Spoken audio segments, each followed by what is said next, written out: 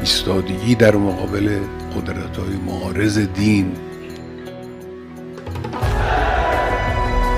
محرم و سفر است که اسلام را نگه داشته است.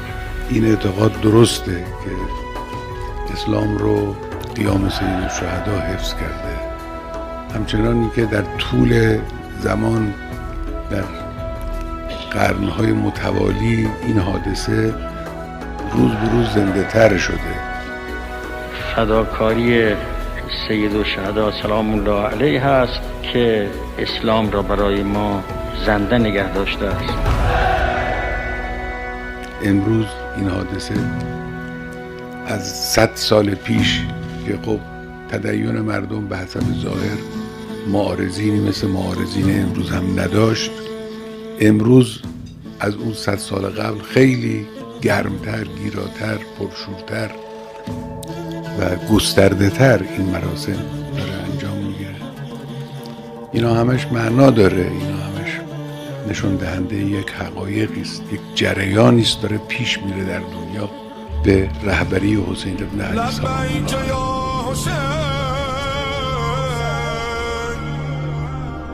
لبیک یا حسین، لبیک یا حسین، لبیک یا حسین، لبیک یا حسین، لبیک یا حسین،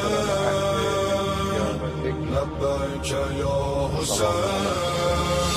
دل بمان با مولا کل یوم عاشورا، این دل بمان با مولا کل یوم عاشورا.